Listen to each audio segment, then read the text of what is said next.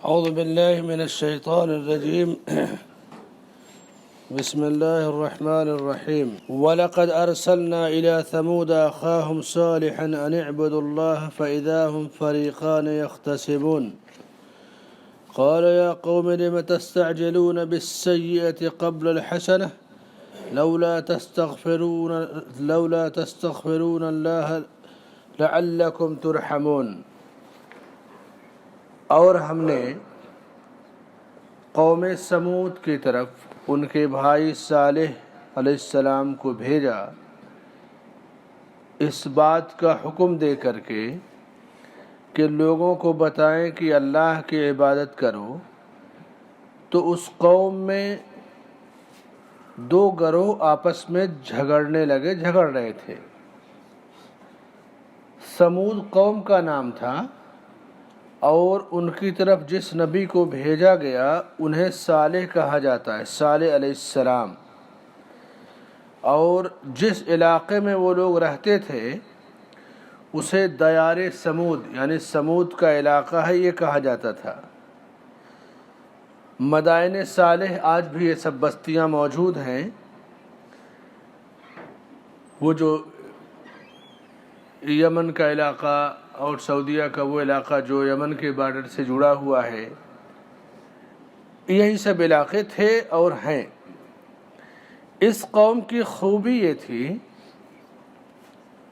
کہ جیسے آج کل دنیا میں جو قوم ترقی کی تو 60-70 منزلے کی بلڈنگیں بنانا، ٹاور بنانا، تو یہ تعجب ہوتا ہے کہ 100 مالے کا ٹاور ہے، 120 منزلے کا ٹاور ہے۔ قوم سمود اتنی طاقتور تھی کہ یہ پہاڑوں کو تراش کے اسی میں اپنا گھر بنا لیتی۔ جیسے پہاڑ ہے تو پہاڑ میں ہی گھر بنا لیتی۔ ایک تو ہے کہ پہاڑ کو کھود کر کے جیسے سرنگ بنا دیا، پہاڑ کو کھودا، اس میں اپنا کمرہ بنایا، اسی میں دروازہ بنایا، اسی میں حمام باتھ روم، اسی میں مہمان خانہ، یعنی پہاڑ اپنی جگہ موجود ہے اور گھر اور ضرورت کی ساری چیزیں تراش کر پہاڑوں کے اندر بنا لیتی۔ کتنی طاقتور قوم تھی یہ! آپ دیکھیے کہ ایلورا ہے، اجنتا ہے، یا اسی طرح سے بمبئی میں گیٹ آف انڈیا سے آگے جائیے تو کون سی جگہ ہے جو سمندر میں ہو کے جاتے ہیں؟ ایلیفینٹا ہے۔ تو یہ سب ایک نمونہ ہے پہاڑوں کو تراشنے کا اور اس میں رہائش اختیار کرنے کا۔ یہ کوئی بہت آسان کام نہیں ہے کہ پہاڑوں کو تراشتے تھے اور اس میں اپنی ضرورت اور رہائش کی ساری چیزوں کو بناتے تھے۔ اللہ نے اس طاقتور قوم کی طرف، یعنی جفا کش تھی یہ قوم، طاقتور تھی، اس قوم کی طرف اللہ نے رسول بنا کر کے بھیجا۔ اب جب رسول بنا کر کے بھیجا تو ان کو اللہ تعالیٰ نے ایک نشانی بھی دی۔ صالح علیہ السلام کو نشانی کیا دیا تھا؟ اونٹنی دیا تھا ایک، چونکہ وہاں جس کنویں سے وہ پانی پیتے تھے تو یہ تھا کہ ایک دن قوم کے لوگ پانی پئیں گے اور ایک دن اونٹنی پانی پیے گی۔ اور بعض اسرائیلی روایتوں میں ہے جنہیں نہ سچا جانا جائے گا نہ جھوٹا جانا جائے گا، لیکن بہرحال ان روایتوں کو دیکھ کر کے یا سن کر کے جان کے اتنا ضرور جانا جائے گا کہ اللہ نے کتنا زیادہ ان پہ اپنا انعام نازل کیا تھا کہ کنویں سے پانی وہ پیتے اور ایک دن اونٹنی پیتی تھی، اور اس کے بعد جس دن اونٹنی کو پانی پلاتے، جو لوگ پانی پلاتے، دوسرے دن اونٹنی ان کو خوب زیادہ دودھ دیتی تھی، یعنی دودھ کی بھی فراوانی ہو گئی، پانی کی بھی فراوانی ہو گئی۔ لیکن ان لوگوں نے کیا کیا؟ فَنَادَوْا صَاحِبَهُمْ فَتَعَاطَىٰ فَعَقَرَ، پلان بنایا تھا ایک دن، اونٹنی کا کوہان چیرا اور پھر ٹانگیں کاٹی اور اونٹنی کو قتل کر دیا، تو برکت کی چیز کو ختم کر دیا۔ تو فرمایا کہ وَلَقَدْ أَرْسَلْنَا إِلَىٰ ثَمُودَ أَخَاهُمْ صَالِحًا، ہم نے قوم سمود کی طرف ان کے بھائی صالح علیہ السلام کو رسول بنا کر کے بھیجا۔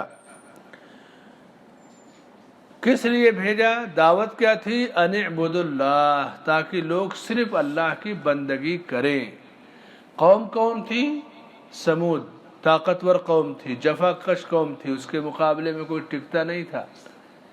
رسول کون تھے؟ صالح علیہ السلام۔ مقصد کیا تھا؟ ان اعبد اللہ، صرف اللہ کی بندگی کرنے کا حکم دینا۔ نتیجہ کیا نکلتا تھا؟ فَإِذَا هُمْ فَرِيقَانِ يَخْتَصِمُونَ، تو قوم کے دو لوگ آپس میں باہم جھگڑنے لگے۔ یہ دو لوگ یا دو فریق کون تھے جو آپس میں جھگڑنے لگے؟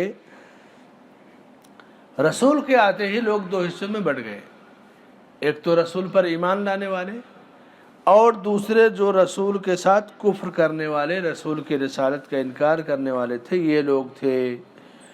اب ایمان والے کمزور تھے بنسبت طاقتور لوگوں کے، کہاں پہاڑوں کو تراش کے گھر بنانا، کہاں گھاس چھپر پھوس کے گھر بنانا، تو بہت آسان کام نہیں ہے پہاڑوں کو تراش کے گھر بنانا، اور کتنی طاقتور قوم رہی ہوگی۔ تو جو لوگ ایمان لائے تھے وہ کمزور لوگ تھے۔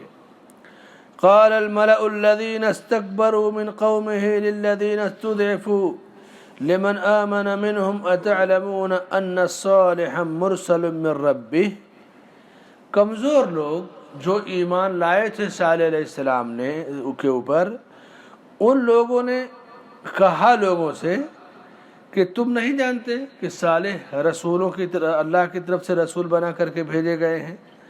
یعنی طاقتور لوگوں نے کمزور لوگوں سے سوال کیا، اور کمزور لوگوں کی تو دعوت تھی ہی رسالت کو قبول کرنے کی، تو طاقتور اپنی طاقت کے بل پر ان کی رسالت کا انکار کرتے اور لوگوں کو شبہے میں ڈالتے تھے، کہتے کہ کیا تمہیں یقین ہے اس کا کہ صالح رسول بنا کر بھیجے گئے؟ یعنی اپنے غرور یا گھمنڈ میں ان کی رسالت کا بھی انکار کرتے تھے۔ پھر کیا ہوا؟ فَإِذَا هُمْ فَرِيقَانِ يَخْتَصِمُونَ، ایک فریق جو ایمان لایا اس کے رسول کو جھٹلا رہا ہے طاقتور فریق، اور خود اس کے ایمان کی نفی کر رہا ہے کہ تم تو جس رسول پر ایمان لائے وہ رسول ہی نہیں ہے۔ تو ظاہر سی بات ہے اشتعال دینا، نہ جھگڑا ہونا تو ہونا ہی ہونا ہے۔ فَإِذَا هُمْ فَرِيقَانِ يَخْتَصِمُونَ، رسولوں کا ایک سلسلہ یہ رہا اللہ تعالیٰ کے ہاں کہ رسول کے دشمن ضرور پیدا ہوئے، کوئی رسول ایسا نہیں جس کا دشمن نہ پیدا ہوا ہو، اور رسولوں کی رسالت کی دعوت دینے والے کے دشمن بھی ضرور پیدا ہوتے ہیں۔ یعنی جس کی رسالت یا جس کی دعوت کے دشمن نہ ہوں وہ رسولوں کی دعوت نہیں کہی جا سکتی۔ دلیل وَكَذَلِكَ جَعَلْنَا لِكُلِّ نَبِيٍّ عَدُوًّا مِّنَ الْمُجْرِمِينَ، ہم نے ہر نبی کا دشمن مقرر کیا مجرموں میں سے، یعنی دشمن کے بغیر نبی کا تصور نہیں ہو سکتا۔ سب سے بڑا دشمن تو شیطان ہوتا ہے۔ سماج اور معاشرے میں رسولوں کے دشمن ہوتے تھے، اور اس کے بعد رسولوں کی دعوت دینے والوں کے دشمن، اور قیامت تک وہ دشمن موجود رہیں گے۔ کیوں ایسا ہوتا تھا؟ دشمن کیوں مقرر کیا جاتے، دشمن کیوں پیدا ہوتے؟ لِيُمَحِّصَ اللَّهُ الَّذِينَ آمَنُوا وَيَمْحَقَ الْكَافِرِينَ، ایمان اور کفر کو کیسے پہچانیں گے جب تک عداوت نہیں ہوگی، دشمنی نہیں ہوگی؟ اب سب لوگ ہاں میں ہاں ملانے والے رہیں، سب لوگ آگے پیچھے گھومنے والے، اور سب لوگ ایک ہی مزاج کے رہیں، تو ایسی صورت میں آدمی سچائی اور حقیقت کو جلدی نہیں جان پاتا ہے۔ مخالفت سے آدمی کو بہت ساری چیزوں کی اصلاح کا اور بہت سارے راستوں کو طے کرنے کا ذریعہ ملتا ہے۔ تو رسولوں کو اصلاح تو اللہ تعالیٰ کرتا تھا، لیکن مخالفت سے بہرحال یہ چیزیں اللہ ضرور بتاتا تھا کہ کیسے پھر ان میں کیا کام کرنا ہے، یا جو لوگ ایمان لا رہے ان کو کیسے کور کرنا، ان کی اصلاح کیسے کرنی ہے۔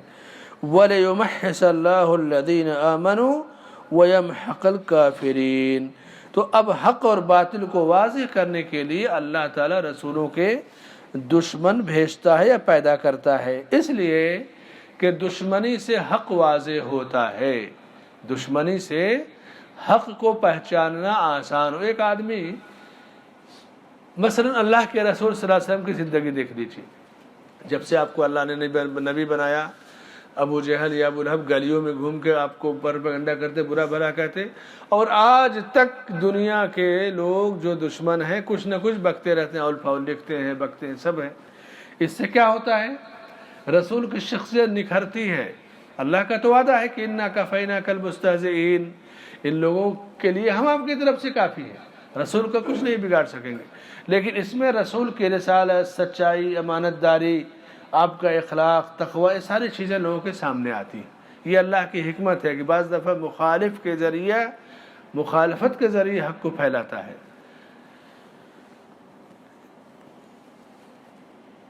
سمود قوم تھی، صالح علیہ السلام اس کی طرف رسول بنا کے بھیجے گئے۔ پہلا مسئلہ اس آیت سے نکلا، رسول بنا کر بھیجے جانے کا مقصد اللہ کی بندگی کرنا۔ دوسرا مسئلہ، تیسرا مسئلہ، اللہ کے نبی جب صالح علیہ السلام بھیجے گئے تو قوم دو حصوں میں بٹ گئی، ایک ایمان لانے والی، ایک کفر کرنے والی، اور پھر آپس میں جھگڑا کرنے لگے۔ چوتھا مسئلہ کہ اللہ نے جو نشانی دیا تھا اونٹنی، اسے قوم نے قتل کر دیا، وہی قوم کے اوپر عذاب کا اور سزا کا سبب بن گئی۔ پانچواں مسئلہ، ہر رسول کے دشمن ہوتے ہیں، اور دشمنی بظاہر بری چیز نظر آتی، لیکن اس کا راز اللہ جانتا ہے۔ دشمنی سے حق واضح ہوتا ہے، شخصیت کو پہچاننے میں حق والے آسانی سے پہچان لیتے ہیں۔ جتنا جیسے ہوتا ہے نا، کیچڑ اچھالا جاتا ہے تو ایک آدمی تو سمجھ گیا کیچڑ اچھالا گیا، حق کو تلاش کرنے والا آئے گا، قریب سے دیکھے گا۔ آج آپ دیکھیے، جب قرآن و سنت کی دعوت دی جاتی ہے تو بعض لوگوں کے جلسے اور اسٹیج ہی ہوتے ہیں ہمیں گالی دینے کے لیے، پورے 1-2 گھنٹے میں گالی دینے کے علاوہ کچھ نہیں کہا جائے گا۔ وہاں بھی ایسے ہیں، حدیث ایسے ہیں، فلاں ایسے ہیں، غیر مقلد ایسے، یعنی گالی کا کوئی لفظ نہیں ہے جو ڈکشنری میں نہ ہو۔ اس کے باوجود اللہ تعالیٰ حق کیسے لوگوں کو دیتا ہے؟ ہاں، حق والے کسی کو گالی نہیں دیتے، یہ طریقہ رسولوں کو اللہ نے نہیں سکھایا۔ صحابہ نے پلٹ کر وار نہیں کیا گالی کا۔ گالیاں سننا، اور حق پر ہوتے ہوئے گالی کوئی سنے گا تو اللہ اس کا دفاع کرے گا، اور اس کے بعد اللہ تعالیٰ اس دعوت میں برکت دے گا۔ چھٹا مسئلہ، قوم سمود کی طرف صالح علیہ السلام کی دعوت صرف ان کی قوم کی طرف تھی، پوری دنیا کے لیے نہیں تھی، جبکہ رسول صلی اللہ علیہ وسلم کی دعوت پوری دنیا کے لیے تھی۔ وَلَقَدْ أَرْسَلْنَا إِلَىٰ ثَمُودَ أَخَاهُمْ صَالِحًا، یعنی ہم نے قوم سمود کی طرف ان کے بھائی صالح کو نبی بنا کر کے بھیجا۔ ساتواں مسئلہ، سمود کافر قوم تھی، صالح علیہ السلام اللہ کے نبی تھے، تو کہا کہ ان کے بھائی کو نبی بنا کر بھیجا۔ تو کیا کافر مسلمان کا بھائی ہو سکتا ہے؟ سوال پیدا ہوتا ہے۔ جی، 2 صورتیں ہیں۔ کافر سے اگر نسبی تعلق ہے تو بھائی ہوگا، نسبی تعلق نہیں ہے تو بھائی نہیں ہوگا۔ جیسے ہندوستان میں جو کافر ہیں، غیر مسلم ہیں، بہت سارے، کیا بڑی تعداد کافروں کی جو کہ مسلمانوں سے نسبی تعلق ہے۔ یہ جو مسلمان ہیں اوپر، یہ بھی غیر مسلم تھے، یہ مسلمان ہوئے، تو حسب نسب کسی کو معلوم ہے تو وہ کافر اس کا نسب کے لحاظ سے بھائی ہوگا، اور اسے بھائی کہا بھی جائے گا اگر معلوم ہے۔ جیسا کہ اللہ نے کہا کہ وَإِلَىٰ ثَمُودَ أَخَاهُمْ صَالِحًا، اللہ کے رسول صلی اللہ علیہ وسلم اپنے چچا جو غیر مسلم تھے، کافر تھے، ابو طالب وغیرہ، آپ ہمیشہ ان کو چچا کہہ کر کے پکارتے تھے۔ صحابہ کے جن کے والدین یا جن کے بھائی غیر مسلم یا مشرک تھے، ان کو ان کے عہدے اور منصب کے ساتھ پکارتے تھے۔ یہ 7واں مسئلہ ہے۔ 8واں مسئلہ کہ اللہ کی حکمت ہے کہ کیوں آخر 2 فریق آپس میں جھگڑتے الجھتے ہیں، اس کی حکمت اللہ تعالی جانتا ہے۔ 9واں مسئلہ، انسان کی شخصیت متنازع ہو سکتی ہے، انسان کی شخصیت متفق علیہ ہو سکتی ہے، لیکن دعوت متنازع ہونا ضروری ہے۔ مثلا اللہ کے نبی صلی اللہ علیہ وسلم کی شخصیت سے مشرکین کو بھی اختلاف نہیں تھا، آپ کے پاس اپنی امانتیں لا کے رکھتے، آپ کو صادق اور امین کہتے تھے، یعنی شخصیت سے اختلاف نہیں تھا۔ جب کعبہ میں کی تعمیر ہو رہی تھی تو حجر اسود کو کون رکھے گا، کسی پر اتفاق نہیں تھا، ہمارے نبی آئے، آپ پر اتفاق ہوا۔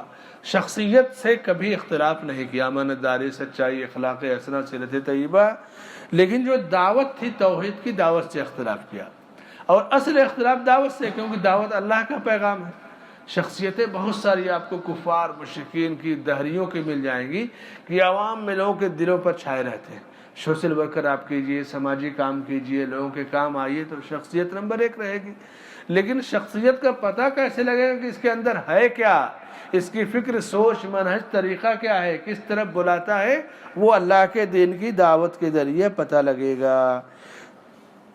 اللہ سے دعا ہے کہ اللہ تعالی ہمیں اپنے رسولوں کی زندگی سے سبق حاصل کرنے کی، ان کے نقش قدم پہ چلنے کی توفیق بخشے. آمین. وصلی اللہ علی نبینا محمد وعلی آلہ وصحبہ اجمعین.